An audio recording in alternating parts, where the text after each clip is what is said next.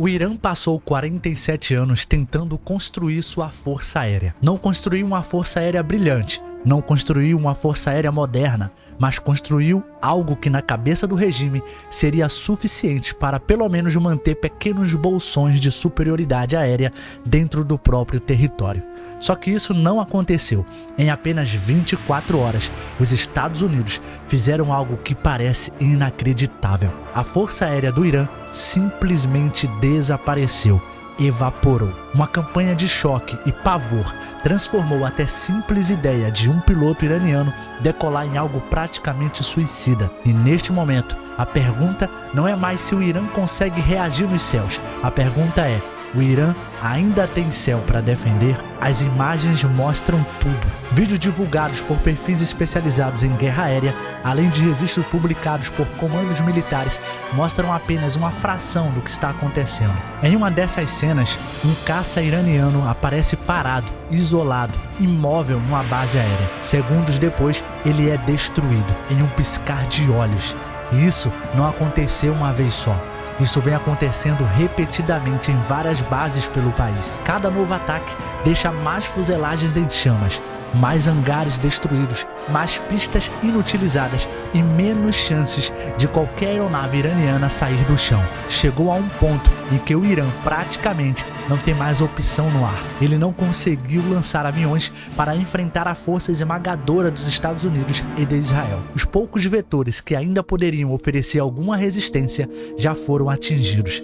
E o que sobra é o resto do resto. Uma coleção envelhecida de aeronaves defasadas, mal mantidas, tecnicamente ultrapassadas e décadas atrás do padrão das forças aéreas modernas. Daqui a pouco eu vou te explicar por que isso aconteceu tão rápido. Mas antes, é importante entender o tamanho do colapso. Bases como o Tabriz entraram na mira. Ali aeronaves como o F-4 Phantom, F-5 Tiger, o S-22 e até o F-14 Tomcat passaram a ser destruídas antes mesmo de completar qualquer procedimento de decolagem.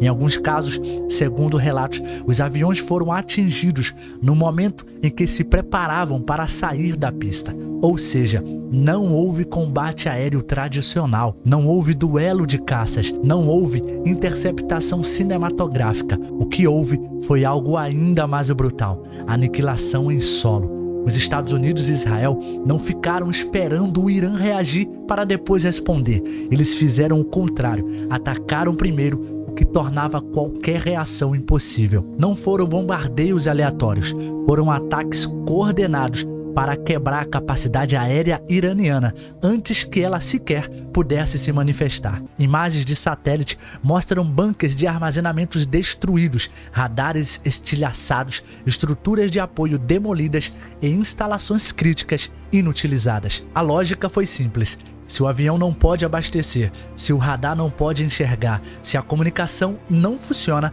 se a base vira um inferno em chamas, então não existe força aérea. Existe apenas sucata militar espalhada pelo asfalto. E aqui está o ponto central. As aeronaves que estão sendo destruídas seriam consideradas velhas por qualquer força aérea séria do mundo. Mas essas eram justamente as melhores aeronaves que o Irã tinha. É isso que torna a situação ainda mais grave. O melhor do Irã era, na prática, um museu voador tentando sobreviver a uma guerra do século XXI. E agora esse museu está sendo desmontado pista por pista. Segundo autoridades militares americanas, as operações tiveram um objetivo muito claro desde o início: conquistar superioridade aérea total. E ao que tudo indica, esse objetivo foi alcançado com a velocidade assustadora, porque para isso acontecer não bastava destruir aviões, era necessário também derrubar as defesas aéreas do Irã, e foi exatamente isso que aconteceu. Os ataques a bases foram tão eficazes que ao longo dos primeiros dias do conflito praticamente não houve surtidas tripuladas iranianas relevantes. Nenhum piloto iraniano parece disposto a subir com segurança zero contra F-15, F-16, F-18 ou F-35, operando sob um ambiente dominado pelos americanos e pelos israelenses. E sinceramente, É difícil culpar esses pilotos, porque decolar nessas condições seria quase o mesmo que assinar a própria sentença de morte. Em poucas horas, uma frota que girava em torno de 400 aeronaves entre caças, aviões de ataque e plataformas auxiliares foi reduzida drasticamente. E o que isso significa na prática? Significa que a já limitada ameaça aérea do Irã foi cortada pela metade, antes mesmo de conseguir sair do chão. Isso é dominação aérea e não foi improviso, foi planejamento. Segundo análises publicadas na imprensa internacional, os Estados Unidos e Israel fizeram muito mais do que simplesmente lançar bombas e mísseis na abertura da guerra. Eles prepararam um campo de batalha antes do primeiro caça cruzar em direção ao espaço aéreo iraniano. A campanha começou com efeitos não cinéticos. Traduzindo isso para o português claro: guerra eletrônica, interferência, ataque cibernético, degradação de comunicações, cegueira de sensores e ruptura de comando e controle. Em outras palavras, o Irã começou a ser derrotado antes mesmo de perceber que a guerra já tinha começado de verdade. A intenção era desorientar, confundir, paralisar e, de fato, funcionou. Centros de comando, sistema de controles, infraestrutura de inteligência, sites de mísseis balísticos e redes de comunicação entraram na lista de alvos. O resultado foi devastador. Antes que o Irã entendesse a dimensão do golpe, parte enorme da sua aviação já tinha sido destruída. E as defesas aéreas que deveriam proteger essas bases falharam. Falharam em impedir os ataques, falharam em preservar a estrutura e falharam até no básico: derrubar aeronaves inimigas. É aqui que nasce a pergunta inevitável: como isso foi possível? Como um país que passou décadas planejando um confronto com os Estados Unidos perdeu tão rápido justamente no setor que deveria garantir sua sobrevivência?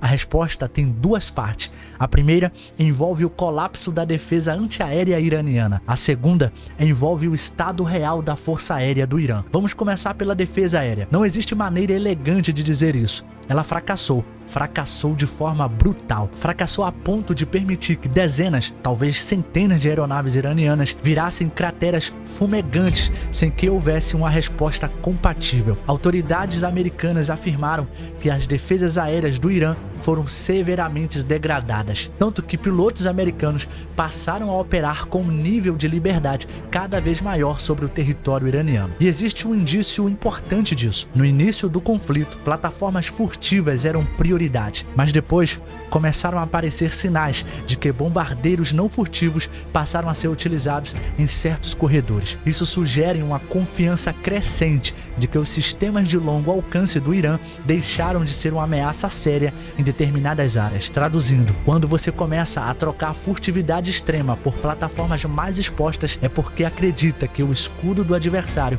já não funciona como antes. Mas por que as defesas aéreas iranianas falharam tão feio? Primeiro, porque os ataques eletrônicos e cibernéticos provavelmente colocaram muito radares e sistemas fora do combate logo no início. Segundo, porque houve uma divisão de tarefas extremamente eficiente entre os atacantes. Enquanto os Estados Unidos focavam em sistemas de defesa aérea, centros de controle e infraestrutura militar e logística, Israel direcionava seus ataques para lançadores de mísseis balísticos e alvos estratégicos da liderança. Terceiro, porque o Irã aparentemente não tinha munição suficiente, prontidão adequada ou integração operacional de alto nível para usar todos os seus sistemas defensivos em sua capacidade máxima. E tem um quarto fator, talvez ainda mais constrangedor. Boa parte da rede de defesa aérea iraniana é baseada em cópias, adaptações e versões locais de sistemas estrangeiros. Sim, é isso mesmo. O Irã possui alguns equipamentos russos e chineses, mas grande parte do que ele usa são versões derivadas, improvisadas ou engenharia reversa de tecnologias de fora. Na prática, isso significa uma rede com limitações de confiabilidade, integração e desempenho real em combate moderno. Quando você coloca esse tipo de estrutura contra as duas forças aéreas mais experientes, tecnológicas e agressivas do planeta, o resultado tende a ser esse: o sistema não aguenta. Claro, isso não significa que toda ameaça acabou. Ainda podem existir baterias móveis sobreviventes, lançadores escondidos e sistemas capazes de aparecer, disparar e recuar. recuar. Então a superioridade aérea precisa ser mantida, mas o fato central continua de pé. As defesas iranianas foram insuficientes para impedir a campanha devastadora lançada nas primeiras 24 horas. E isso nos leva à segunda resposta.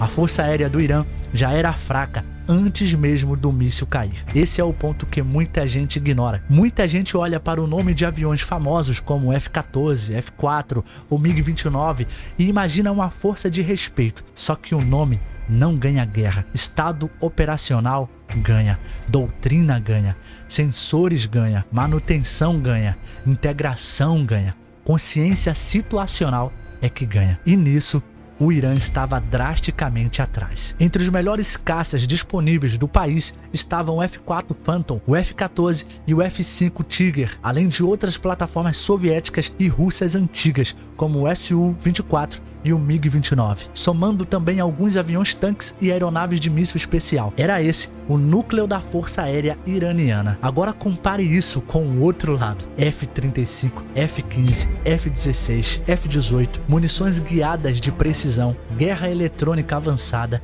inteligência integrada, satélite, ISR em tempo real, coordenação multinível e experiência operacional. Não era uma disputa equilibrada, era um choque entre eras diferentes da guerra aérea. E o problema fica ainda pior. O Irã não só tinha uma força aérea antiga, ele tinha uma força aérea antiga e mal mantida. Sanções, isolamento, dificuldade de reposição de peças, limitação técnica e improviso contínuo corroeram a capacidade real dessa frota ao longo dos anos. Muitas aeronaves eram mantidas voando à base de adaptação, canibalização de peças e gambiarra estratégica. Na prática, parte significativa da frota existia mais no papel do que em condição real de combate. Analistas já vinham apontando isso há anos.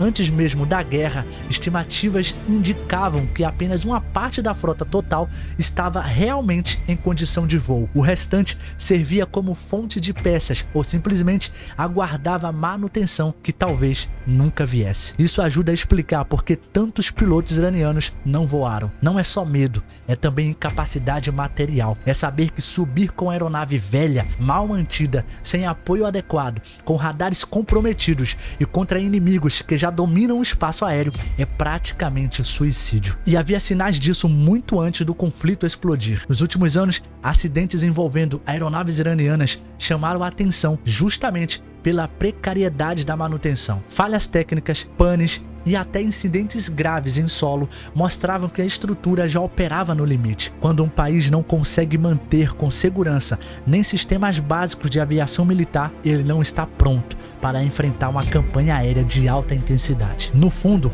a guerra apenas expôs de forma brutal algo que já existia. O Irã tentou sustentar por décadas uma força aérea com estrutura velha, peças escassas, limitações severas e uma hostilidade política ao próprio bloco que originalmente produziu parte de seus melhores aviões. Era uma contradição ambulante e quando veio o teste real, tudo desabou. Hoje, com a força aérea praticamente neutralizada, sobram poucas opções ao Irã no domínio aéreo. E quase todas passam por meios não tripulados, drones. Essa passa a ser a válvula de escape. Enquanto os caças queimam nas pistas, os drones ganham espaço como ferramenta de desgaste, saturação e pressão regional. Ataques com enxames, plataformas de baixo custo e produção mais flexível se tornam um recurso mais viável para quem perdeu a capacidade de disputar o céu de forma convencional. Mas mesmo aí existe um problema. Guerra com drones não é mágica,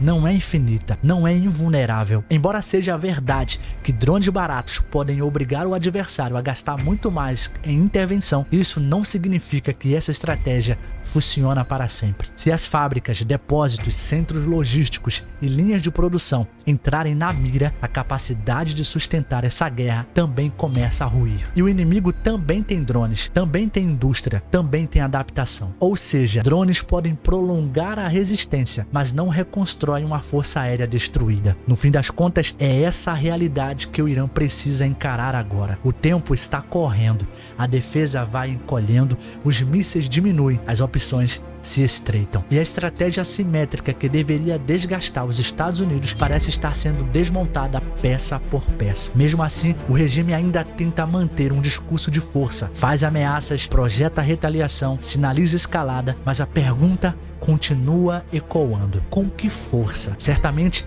não com a força aérea. Com metade da frota destruída ou inutilizada e com o restante em condição extremamente duvidosa, o Irã perdeu o controle dos próprios céus. E isso aconteceu em um tempo absurdamente curto, 24 horas. Foi isso que bastou para mudar completamente o equilíbrio aéreo da guerra. E tem um detalhe cruel nisso tudo. O Irã nem sequer pode dizer que foi derrotado após um grande duelo aéreo. Não houve isso. Seus caças, em grande parte, nem chegaram a decolar.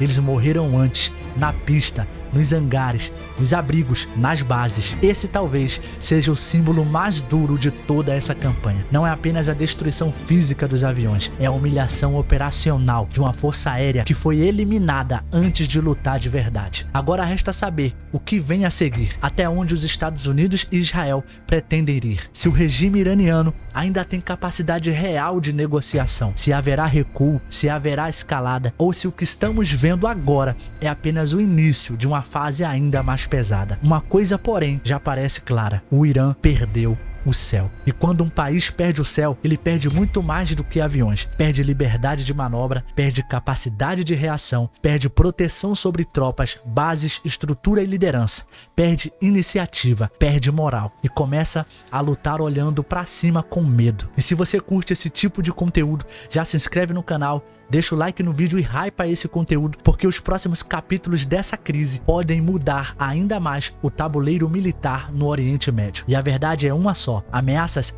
podem continuar sendo feitas, discursos podem continuar sendo lançados, mas neste momento a força aérea do Irã já não é mais um instrumento real de poder. É no máximo o retrato de um projeto militar que envelheceu, enfraqueceu e desmoronou no pior momento possível. E isso tudo em apenas 24 horas. E se você quiser estudar para o concurso da ESA, Sargento do Exército Brasileiro, e quiser vestir essa farda, aqui embaixo na descrição e comentário fixado estará o link do nosso preparatório completo para você buscar a sua aprovação. Eu vou deixar um desconto relâmpago para as primeiras 50 pessoas que começarem a estudar a partir de agora. Aproveite essa oferta. Eu te vejo no próximo vídeo.